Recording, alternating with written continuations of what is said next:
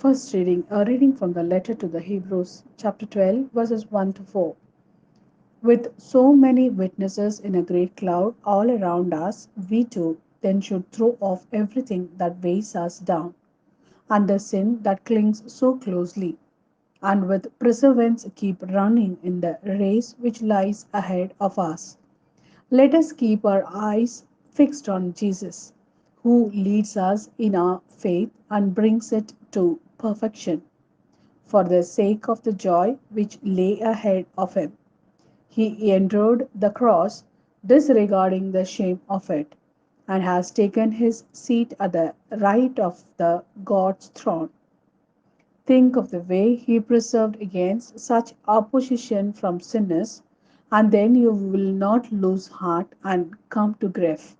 In the fight against sin, you have not yet had to keep fighting to the point of bloodshed.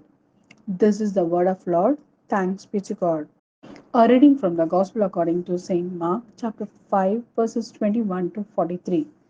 When Jesus had crossed again in the boat to the other side, a large crowd gathered round him, and he stayed by the lake. Then the president of the synagogue came up, named Jairus, and seeing him, fell at his feet and begged him earnestly, saying, "My little daughter is desperately sick.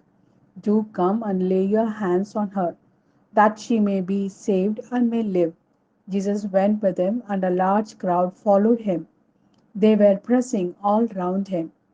Now there was a woman who had suffered from the hemorrhage for 12 years. After long and painful treatment under various doctors, she had spent all she had without being any the better for it. In fact, she was getting worse. She had heard about Jesus, and she came up through the crowd and touched his cloak from behind, thinking, "If I can just touch his clothes, I shall be saved." And at once the source of the bleeding dried up, and she felt in herself that she was cured of her complaint. And at once, aware of the power that had gone out from him, Jesus turned round in the crowd and said, "Who touched my clothes?"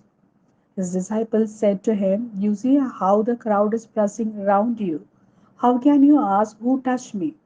But he continued to look all round to see who had done it. Then the woman came forward, frightened and trembling, because she knew what had happened to her. And she fell at his feet and told him the whole truth. "My daughter," he said, "your faith has restored you to health. Go in peace and be free of your complaint." While he was still speaking, some people arrived from the house of the president of the synagogue to say, "Your daughter is dead. Why put the master to any further trouble?" But Jesus overheard what they said, and he said to the president of the synagogue, "Do not be afraid, only have faith." And he allowed no one to go with him except Peter and James and John, the brother of James. So they came to the house of the president of the synagogue, and Jesus noticed all the commotion, with people weeping and wailing unrestrainedly. He went in and said to them, "Why all this commotion and crying? The child is not dead, but asleep." But they ridiculed him.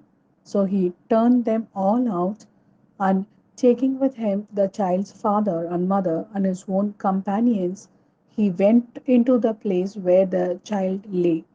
And taking the child by the hand, he said to her, "Talitha cum," which means, "Little girl, I tell you to get up." The little girl got up at once and began to walk about. For she was 12 years old. At once they were overcome with astonishment, and he gave them strict orders not to let anyone know about it, and told them to give her something to eat. This is the word of Lord. Thanks be to God.